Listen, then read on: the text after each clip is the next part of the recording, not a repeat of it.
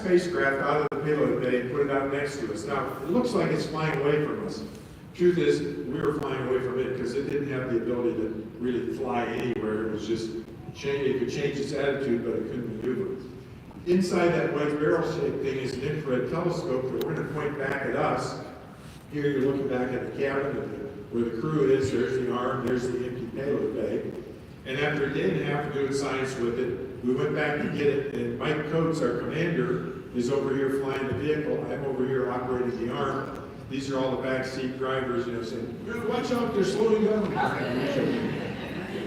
So once we get close enough and Mike gets it stabilized, I reach out with the arm, put the end effector over that little probe, and then I pull the trigger inside that causes some cables to wrap around that post, get it tight on it, draw it in. Now I've got control of it. I can stick it back in the payload bay, latch it down, and bring it home, and they can get the science data back off the satellite. Now my second flight was another rendezvous mission. This time we're going after a satellite that's stuck in the wrong orbit. It's supposed to be way out far from Earth. Instead it was close to Earth. So we brought along a motor, another solid rocket motor, that we want to attach to that spacecraft. The problem is, it doesn't have a grapple fixture. Nothing we can use the arm to grab. So Pierre and I, here's Pierre, here's me, we've got a device that we intend to attach to the bottom of the satellite, which does have a grapple fixture. So if we get it attached to the satellite, then we can use the arm to maneuver the spacecraft back over that motor and attach it to the motor, and we're in business. So there's the spacecraft as we're flying up close to it. Dan Randstein is our commander. This time he's doing the vehicle flying. He's over here. Bruce Melnick is the arm operator. He's maneuvering Pierre around, who's riding to the end of the arm. And what we're going to try to do is attach to this metal ring. So there's Pierre, there's the capture bar, there's the spacecraft. Grapple fixture is just off the screen at the bottom of the picture here. So if we can get this thing attached to the spacecraft, then the grapple fixture right here can be used to maneuver. Problem is, our simulations, we were able to do this, frankly, pretty easily. In space, turned out there was enough friction in our simulation that it made it seem easier than it should have seemed. So every time Pierre went to try and latch this thing to the bottom of the spacecraft, just touching it, even though it's 9,000 pounds of mass, which is a lot of inertia, he would just touch it a little bit and it would start drifting away before he could get the latches to grab it. So we went to the next plan, which was, we did this, by the way, tried it for 2 days and finally said, that isn't working. We called the ground and one of my crewmates said, this is the first flight we've ever flown 4 spacesuits, 4 spacewalk qualified astronauts. What if 3 people went out? You just grabbed it with your hands and held onto it so it couldn't get away, and then attached the capture bar. So they went to the water tank on the ground. Here's somebody being me. Here's somebody being Pierre on the end of the arm. And here's somebody being Tom Akers, our third, with the satellite simulator in the water tank. And they developed a procedure for how you might use 3 people, sent it up to us, and the next day we did it exactly the way they did it in the water. So here's me. Here's Pierre on the end of the arm. Here's Tom. I've got the capture bar nearby. It's tethered. So once we get the satellite, then we can try and attach the thing to the bottom of the spacecraft.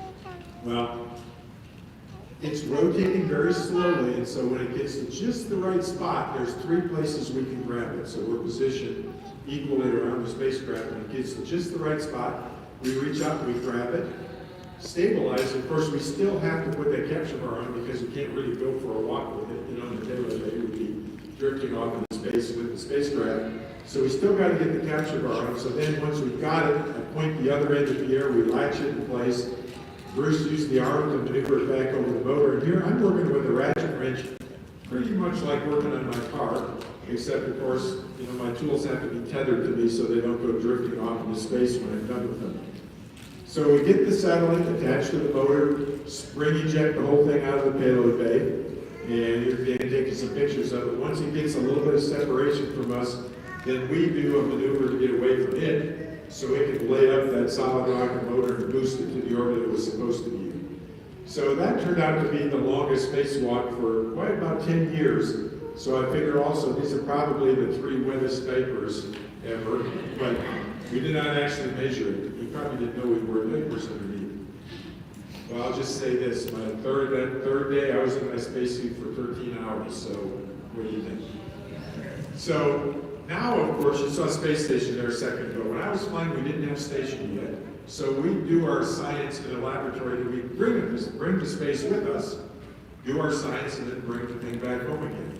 So we're going through the tunnel into the laboratory where 4 of us are back there working on this mission. I was the payload commander, which meant I was responsible for the things we were doing in the lab. And we knew he was coming with the camera, so we're kind of demonstrating that there's no up or down. So I'm standing on the ceiling, Leroy's sort of standing sideways, Jackie's got her feet in and foot restraint on the floor, and Don's in the middle of everything. But the truth is, when you want to do work, there is a sort of preferred orientation, that is to line yourself up with the switch panels. Otherwise, you get confused about, well, wait, which switch goes which way to do what. You know, you're trained with it in a certain configuration. Best always to get to that configuration before you start flipping switches. Now, we've got 2 kinds of science going on up there. One kind takes advantage of the fact that you're in microgravity. That's sort of the physics, chemistry kind of stuff, where you can kind of tease out some details that are kind of masked by the effects of gravity. The other kind of science we do has to do with living things and what happens to living things in space. And we really, really, really want to know what happens to living things because we want to go to Mars. Mars is a long ways away. You get to the moon in about 3.5 days. Mars, 6 months to a year, one-way trip. Likewise, coming back. That's a long time to be exposed to microgravity. We need to know what happens, and then, is it bad? Can we do something about it if it is bad? Can we take some medication? Can we exercise? Can we wear some kind of protective clothing? So we fly these critters. You've seen a couple different kinds. These are salamanders, salamander eggs. One of the reasons we fly the critters is their lifespans are short. So the effect of being in microgravity can happen basically over their entire life. Also because astronauts don't really want to be dissected when they come back to Earth. That's a factor too. Yeah, these are the koi. Every time we looked in the koi pond, that's what they were doing. I didn't fly with the Russians, but the Russians flew this little quail chick, and I just put this in because it's just so cute. Although the thoughts of little quail poops floating around in the cabin, that's not so cute. But now you probably think that sleeping in space would be easy and awesome because you're just floating. What could be better? But the problem is your body doesn't really know that you went to bed. You know, you're going around the Earth every hour and a half, so you're getting the sunrise and the sunset every hour and a half. So that doesn't really help you know it's time to go to bed. When you go to bed, you know, you normally lay in your bed, you sink in, it feels good. Well, that doesn't happen in space. You're just floating next to your bed. It doesn't feel any different than not being in bed. So for me, I didn't sleep worth a darn, I'll just say that. My space station friends tell me that when you're up there for a good long while, you get used to it, it's great. But for me, not so much. A lot of the hygiene stuff we do is a lot like going camping. Here I was brushing my teeth, here I'm washing my hair. It's a great pH balanced soap. You just lather up and then you just dry it off like camping soap. Now, I put this in here because in a second we're going to switch to a different angle, and they're going to fire the engines on the flight deck, which means the space shuttle is going to try and fly out from under us. So watch what happens. They fire the engines. Anything that's not tied down drifts to the back of the vehicle. And this is Marcia, the Medusa in space. One tower I said that. Long hair, not the most practical thing for spaceflight, although it looks really awesome. Now, short hair is more practical, and of course, as you can imagine, we have some people that have even more practical hair for spaceflight. Although Mordo was not clear on who packed his hygiene kit. He's like, I didn't really need hair. Could have saved some room for some extra science. Here I'm shaving, pretty much like home, but at home when I want to empty the razor, I could open it up, the whiskers fall in the trash. If you did that in space, they'd be floating everywhere, you'd be breathing them, so use a vacuum cleaner or a wet washcloth to try and capture them. The food in space, it's okay. The vegetables are dehydrated. We stick them in this machine, squirt water into it, mush it around with our thumbs. We do that because on the space shuttle, we would make our water actually in space. We have fuel cells for electricity. Byproduct was water. On space station, they do it because they recycle the water. So they collect the urine and everything, clean it up, and put it back in and make food again. Now, if you can't live without peanut butter jelly, that's a peanut butter jelly tortilla there. We don't fly bread because the bread gets too dry and crumbly, and plus, you know, Texas, so tortillas. Now, if you gotta have salt and pepper on your food, it's liquid salt and liquid pepper. squirt it on your food instead and stir it around if you got to have that. Here's Sam doing what you tell your kids not to, playing with his food. Everybody's favorite, the shrimp cocktail. That's a cheeseburger, so rehydrated burger on a tortilla. Not the greatest burger ever made, but you know, edible. We do fly a little bit of fruit sometimes, so we don't have a refrigerator though, so you have to eat the fruit pretty quick. Now, there is a toilet. We don't wear diapers all the time. That's a toilet. It's like a toilet in a camping vehicle. You put your backside right here. On either side are some spring-loaded handles that you pull up, turn over your legs so you don't float off in the middle of the job. Which you can see that would be inconvenient. It's pretty much a vacuum cleaner is basically how it works. Now, everything in space is a toy, including your crewmates. So this is Leroy doing the spinning ice skater. When he spreads out, he slows down. When he tightens up, he speeds up. Conservation of angular momentum from high school physics. And this is a little ball of water. So Scott Kelly's put this little ball of water out there. Surface tension, of course, keeps it in a ball. And then he touches it with some different colors of food coloring. Then he's going to start sticking Alka-Seltzer tablets in.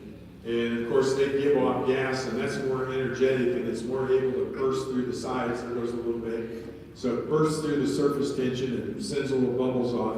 You'll watch one fly off the bottom right here, and another piece will go flying off over here. On my flight, we took some cherry drink and some lemonade, made 2 balls, and blew on them to knock them together. And believe it or not, several times they bounced off of each other. Finally, we got them to join up. So there's some cherry and lemonade, and Bruce is showing you how to clean up a fluid spill as long as you know exactly what it is and where it came from. Now, we have some military astronauts, and we kid with them about all they do is practice marching. So here's practicing marching in space. Well, anybody can march in place, right? But what about the 90-degree turn to the right here?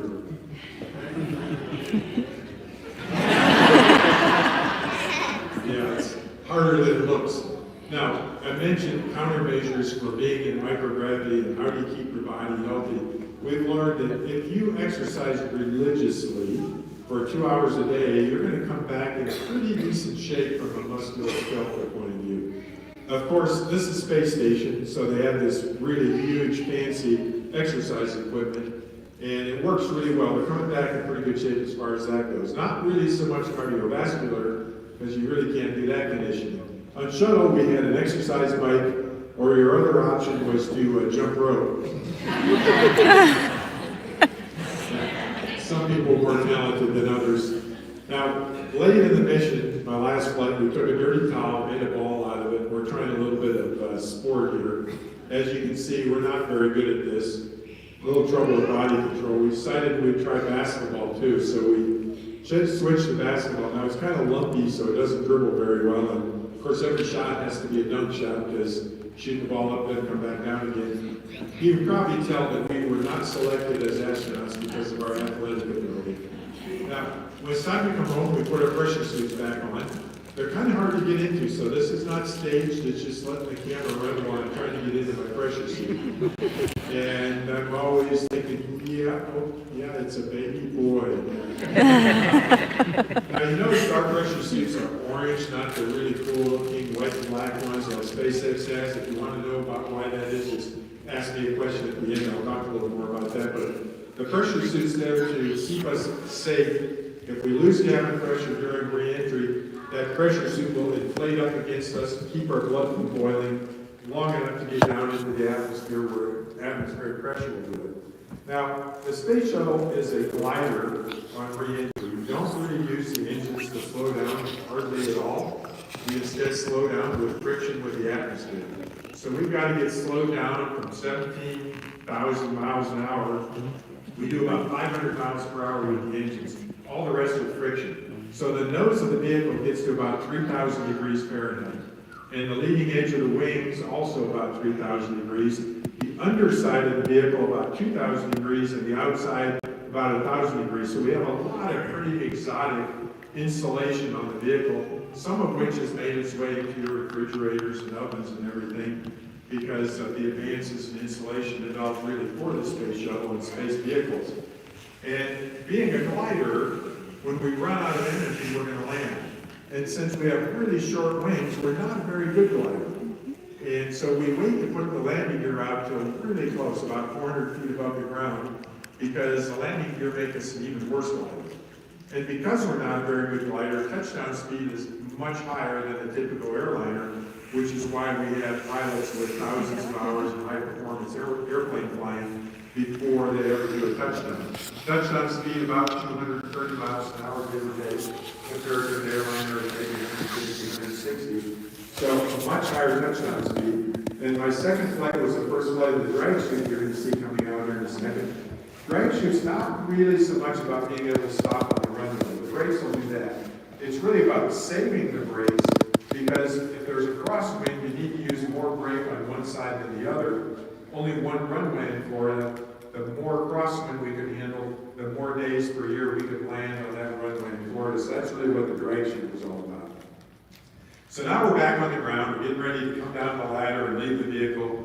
You want to come down the ladder looking really cool like an astronaut, not stumbling like a politician. And so you're really kind of focused on being very careful. Look how cool Mike is. You know, one hand, he's just coming down. Here's me, this is my first flight. I go to wave, almost fall on my face. Notice me stumbling down the stairs. Said, okay, no more waving. Hold on with both hands. You're a little unstable for a while, even after 1 week. And so I'm going to point out these feet right here, because they're a good example of what you have to do. You kind of have to talk to your feet. Okay, let's turn. You know, let's walk. There we go. You kind of throw your leg out, and then your body's like, oh yeah, I remember walking, and it kind of follows along. My first flight had been on the ground for a few hours, and I really wanted to get a shower before we got on the airplane and fly back to Houston. So I'm kind of hurrying down the hallway, and I turned to go down another hallway where the showers were. And I turned, but I did not actually go that way. I kept going this way, but sideways. And I sort of grabbed the wall and looked to see if anybody saw me. I went back a lot more slowly and turned. My body sort of forgot how to actually go around the corner. You know, you don't think to yourself, I got to lean a little bit to go that way. You just do it. Except my body didn't just do it, so therefore I didn't turn, go the other direction. Now, that only happened once. But that was after 1 week in space. So you can imagine for some of the space station astronauts that are up there 6 months to a year, it's a pretty significant rehab process when they come back to Earth to get all of those things coordinated right. Again, it's not really the strength, their bones are in pretty good shape, they're strong enough, but it's the coordination, and it's also cardiovascular. Because, you know, your heart is here on Earth doing all this work, pumping blood all the way through your feet, back up to your heart again. That's hard work. And yet, when you stand up to leave here, it'll instantly coordinate all that and be pumping at the right amount of pressure and make the blood do the right things. In space, it's not doing any work hardly. It's basically just like you're lying down the whole time, moving the blood around through your body. Easy. So it has to get rehabilitated, get strong, and do all those things to get you back in shape to do sort of your normal living and working kind of things on Earth. And that doesn't happen overnight. It takes a rehab process. So there's a rehab facility here at Johnson Space Center that we didn't need when I was flying because, like I said, my missions were short. Each of my first missions were a week. My next mission was 2 weeks.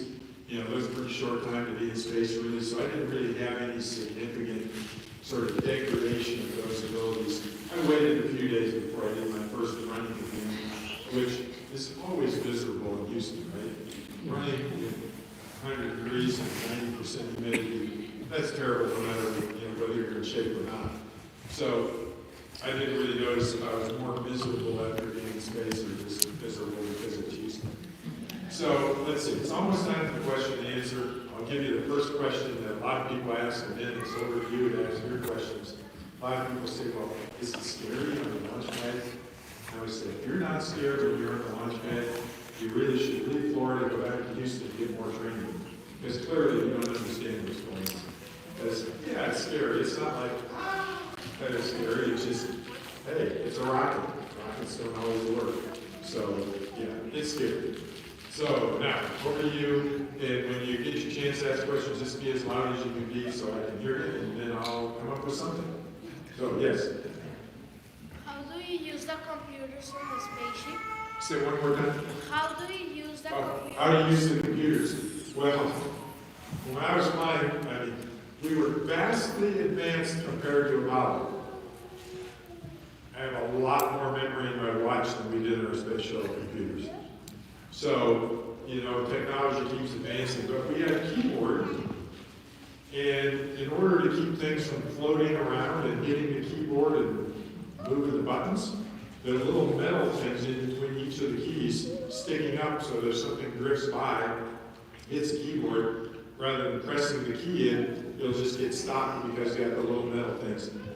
What that meant was you didn't really want to be in a big hurry trying to push buttons because you catch your fingernail on one of those little metal lips and like, ooh, it really hurts when you jam the metal thing up in your fingernail. But we did not do a lot of programming or anything like that with the computers. Now, my first flight was actually also one of the first flights, maybe the first flight of a laptop computer. Yay, a PC basically, just like a Windows Surface machine, although it was running DOS, if you remember those days. So we started flying laptops and we did some things, but nothing we did on the laptop computers was critical to spaceflight because we just couldn't depend on things. So now if you look at space station, there's laptops everywhere, but still the really critical stuff is in computers that aren't just a laptop floating around. What else? Yes. What age were you when you decided, like, you thought that that's what you wanted to do with life, and what was your process? Sure. So she asked what was my age when I thought I might want to be an astronaut. Well, my friends tell me that, like, in first grade, I said I wanted to be an astronaut. I don't remember that, but it's almost certainly true because I'm sure I did. However, in elementary school, one of the first years, the teacher sent a note home, Rick needs to go get glasses. He can't see the blackboard, he's squinting like this. So I went and got glasses. That was the end of my notion of being an astronaut. Because in those days, to be an astronaut, you had to be a pilot. To be a pilot, you had a 20/20 vision. So ixnay on the whole astronaut thing for me.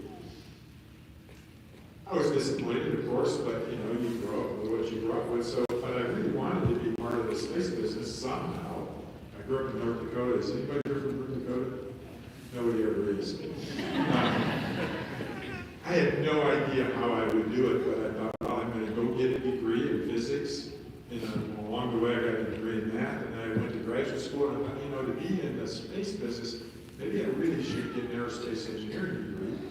So I switched over to engineering and got a master's in aerospace engineering. And hey, I applied for a job with NASA. Who would have thought of it, right? You can apply for a job. So I did, and I got a job working here. And that was awesome. And I loved working here. And 4 years after I got here, they said, you know, really, maybe the vision requirement for astronauts, particularly mission specialist astronauts, doesn't need to be quite so restricted. Because, I mean, you need the pilot, you know, they don't want to drop in their glasses and not be able to land the vehicle, but mission specialists, that's not their job. So probably not quite so critical, so they reduced the requirements. Suddenly, I was qualified. Coincidentally, I had the right number of years experience at that point, obviously the right kind of degrees, and my eyes were just good enough, just barely, but they were good enough, and so I thought, well, this time I'm an adult, and I'm like, well, I would never get selected to be an astronaut, right? I mean, how would you expect that? There's thousands of people that want to do it. Then I thought, but if I don't apply, I'll always be mad at myself for not at least trying. So I applied, and sure enough, I didn't get selected, which is pretty common.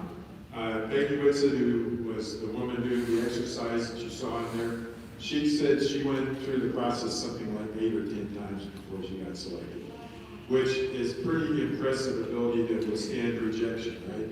I mean, I think maybe if I'd gone through it 4 times and they said no, I'd probably say, okay, I get it. You don't want me. I quit, you know, stop being rejected. In my case, I got selected the second time through, so I was, you know, lucky in that regard. But again, it was one of those things like, wow, if you don't try, you can't get selected. And you know, I've talked a lot with, and a lot of young people are like, well, how did I get to be an astronaut? Well, clearly, first thing is, right now, for the foreseeable future, some kind of technical degree is required. I mean, yeah, okay, one approach is to go make $1 gazillion and, you know, build your own spaceship. Clearly now that's been done. But, or buy a seat. But that's not going to be the typical way to space anytime soon. Instead, it's going to be some kind of a technical approach.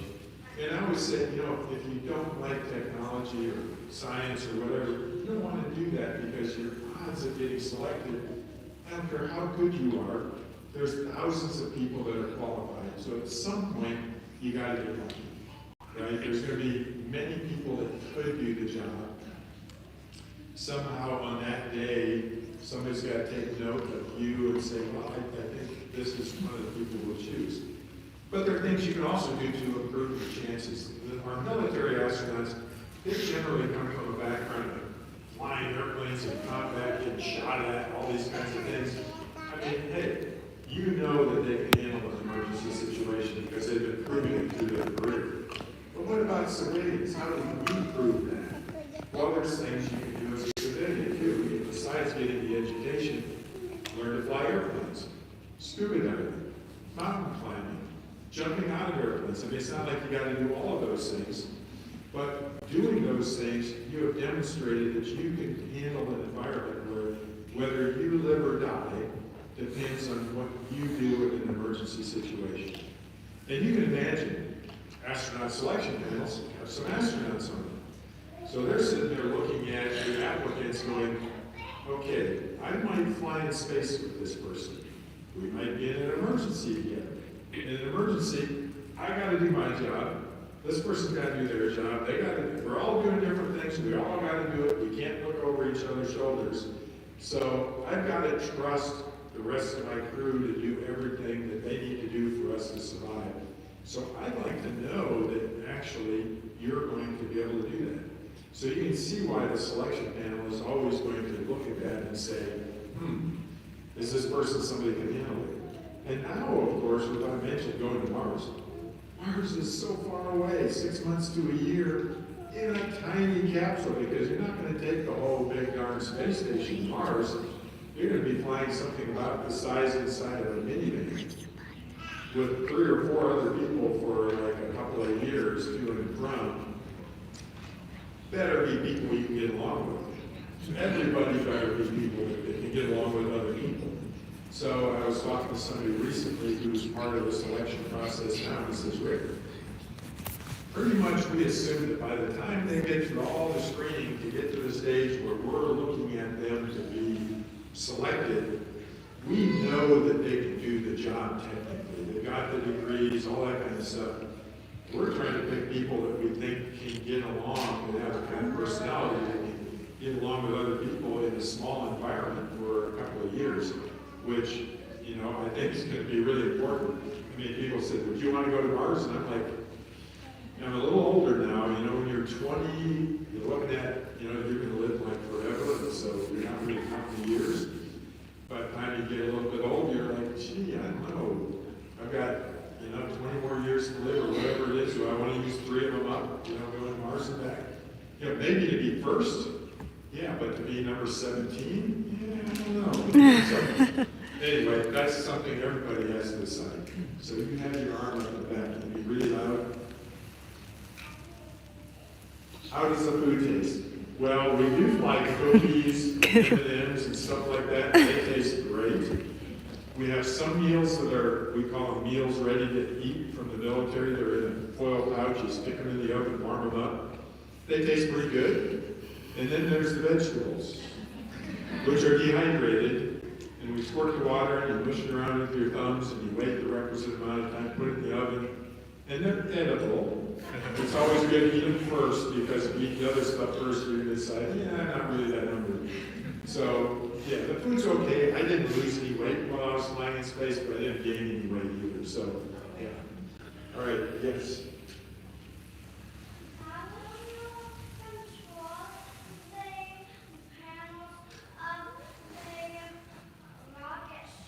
How do you control the panels of the rocket ship? So, right, is that the right thing? Yeah, so first thing is training. You do a lot of training, because you can go see, by the way, a pretty good simulation of the space shuttle sitting on top of the 747. If you haven't been there, I'd recommend going there. walking through that. It's pretty awesome. There's about 2,000 switches there. And many of those switches do different things depending on the configuration of some other switch. So as you can imagine, there's a lot of training to learn how to do what you need to do in flipping the switches when you need to flip them. We do divide up the tasks quite a bit. So like the commander is pretty much responsible for the systems on the front left side of the vehicle. The pilot sort of the systems on the right front side of the vehicle, switch panels.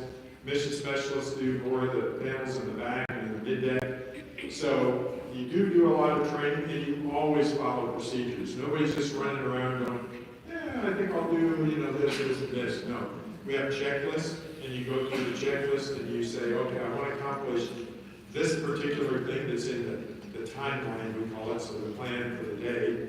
You'll say you're supposed to do this right now, so you go to the checklist, find a procedure to do that.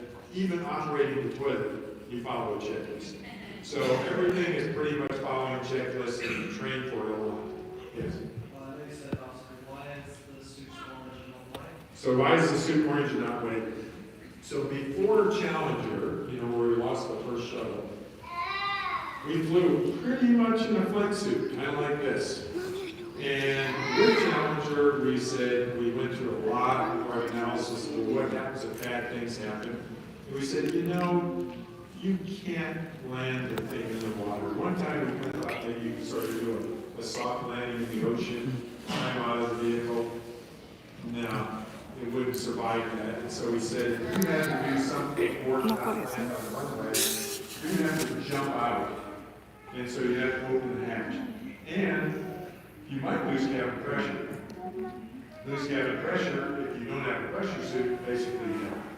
So you need the pressure suit to stay alive, and then you're going to jump out with your parachute into the pressure suit and go somewhere. Most of the earth is water. So you're going to land in the water.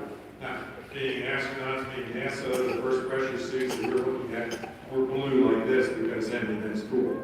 And the rescue people said, let's see, blue flight suit, you're going to jump out, you're going to land in the water, and you want us to come find you. This might not be your best approach.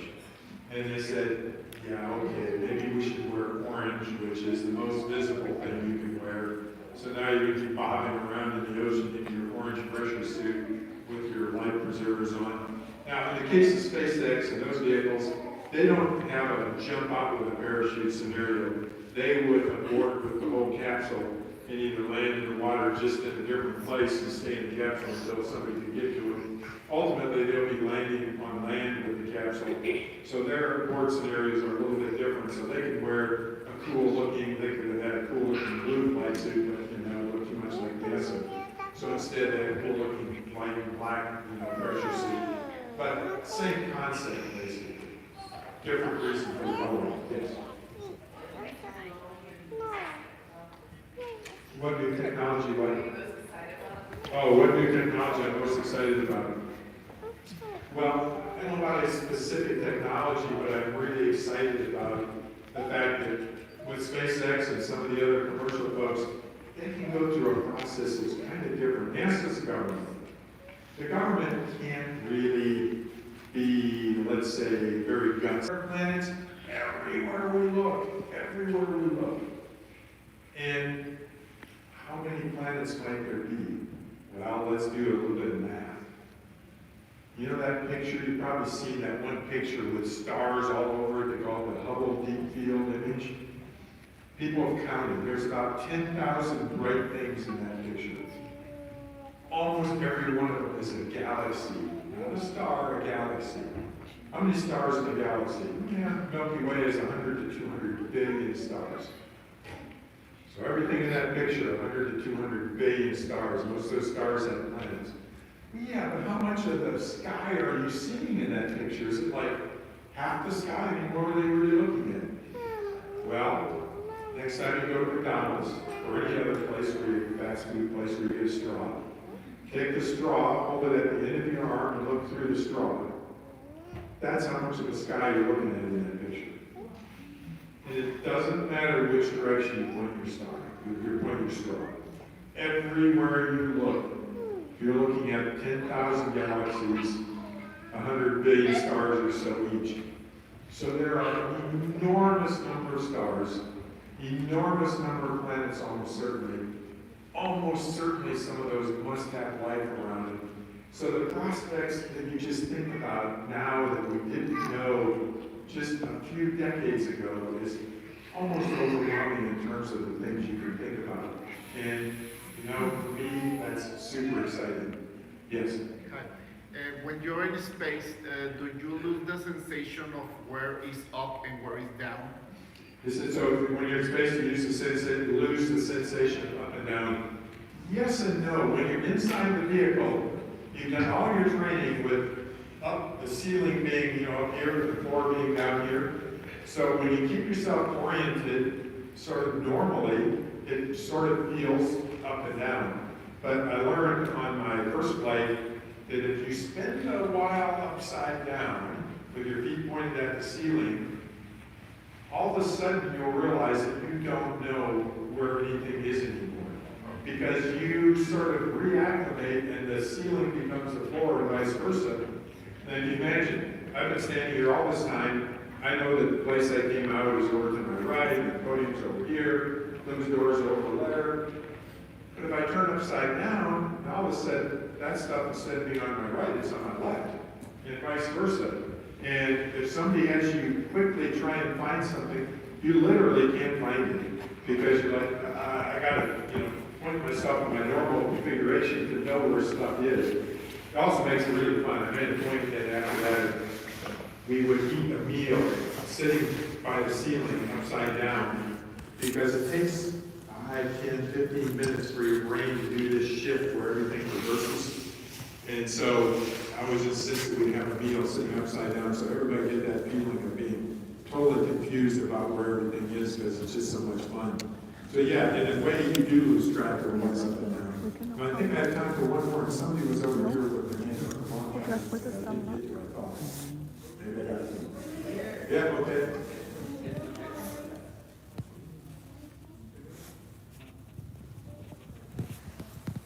Can somebody say it louder for me? Who drives the rocket when everyone's sleeping? Oh, who drives the rocket when everybody's sleeping? So the computers drive the rocket when everybody's sleeping, but the ground is always watching. So Mission Control, which is Building 30 here at Johnson Space Center and has people in it all the time, they're monitoring the systems and they can send commands to do things that need to be done. Now, on 2 of my 3 flights, we had a split shift, so we did not all sleep at the same time. So half the crew would be awake while the other half was sleeping and vice versa. At morning and night, that was a mess because one group was getting ready to go to bed, the other was getting up and having breakfast and all that, and then you'd have to swap again in the evening. But yeah, so a combination of computers doing their thing, and the thing is, once you get to space and turn off the engines, you're not really driving anywhere. You're falling around the Earth until you do something to stop that because you're going just fast enough so that you kind of, you know, the Earth is curved, contrary to what some people might think. So you're going just fast enough so that as you try and fall, you're going sort of around the edge of the circle, and you just keep falling in a circle. And so you really don't have to do anything to maintain your orbit. The thrusters do have to do something to maintain your attitude, so you keep pointing in whatever direction you want to point. But you're going to stay falling around the Earth until you do something about it to re-enter Earth's atmosphere and come home. Now, I might have mentioned 70,500 miles an hour, right? That's what orbital velocity is. So you are going pretty fast, but it doesn't feel that fast. Okay, you're last. Do you bring a first aid kit to the spaceship and what is it take? I'm sorry, say it. Do you bring a first aid kit? Oh, do you bring a first aid kit? Absolutely, we bring medical stuff with us. Now, some missions don't have a doctor on board. If we're not going to have a doctor, then a couple of crew members will train to be medics. So like on my second flight, we had no doctor, so I was one of the people that trained to be a medic. So in case you want to practice that, so in orange, that's what we practice giving shots into because orange skin is kind of similar to human skin. And for stitching somebody up, practice with a chamois cloth, you know, the sort of leather-like cloth, to stitch that up. But if really medical stuff got really too crazy, we also would call it around and talk to them. We'd say, yeah, I think I need to do this, and describe symptoms. we would do that at a private medical conference, so the rest of the world can't hear what we're talking about. But yeah, we always had that capability. Yeah, I mean, if worst comes to worst, you come home, right? If there's some real emergency with somebody, you come home. But we actually would spend a week in quarantine before launch to try and throw out any bugs in case somebody had been exposed to, the kids had been to the mechanics ball, they exchanged viruses or something. So we want to throw out those bugs before launch. Okay. And we delayed a few launches because the commander or somebody was ill, so we delayed a few days to give them a chance to get well again. So we would do that if we need to. But, and by the way, there's a funny thing, you can get back from space, you can get back from the moon faster than you can get back from the South Pole in the winter time. We do. Anyway, I'm out of time to think. Thanks so much. You've been very honest. Thanks for all the questions.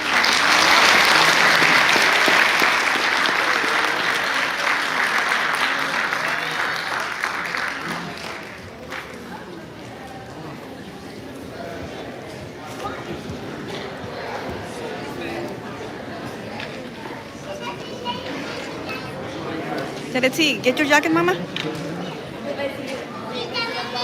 Elon Musk sending people to space. Do you think that enough? Le iba a preguntar que si...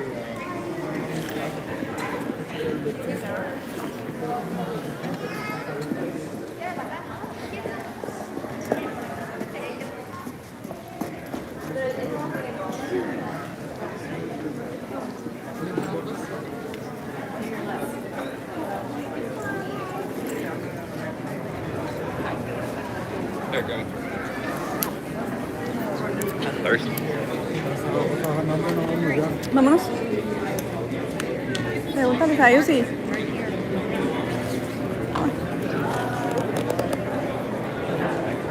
se quieren ir o si se quieren quedar ellos más o pregúntales. Ajá, a que vienen más cosas. Nos vamos. Porque nosotros, Es que no vamos. si ustedes se pueden quedar aquí si quieren. No, hasta mañana nos vamos, yo creo.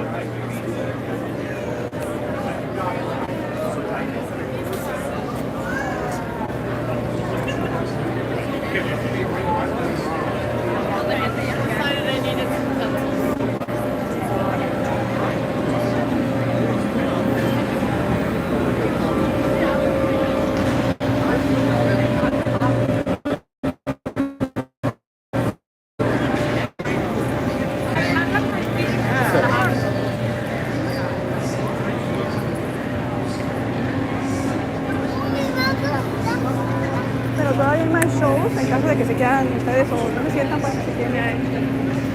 Ustedes, mira, sobre todo van a...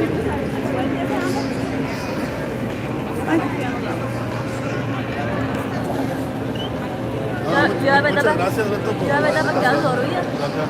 Ah, pues nada, Alan, con mucho gusto. Muchas gracias. Mucho gusto. Ya cumplimos tu sueño realidad, Alan. ¿Verdad que sí?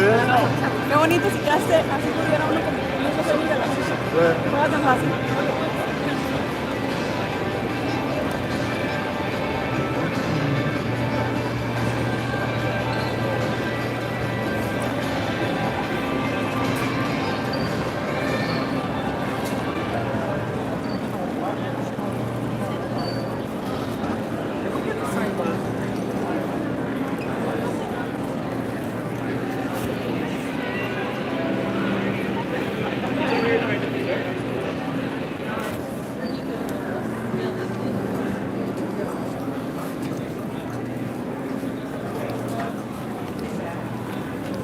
Y'all want to check out y'all's photos?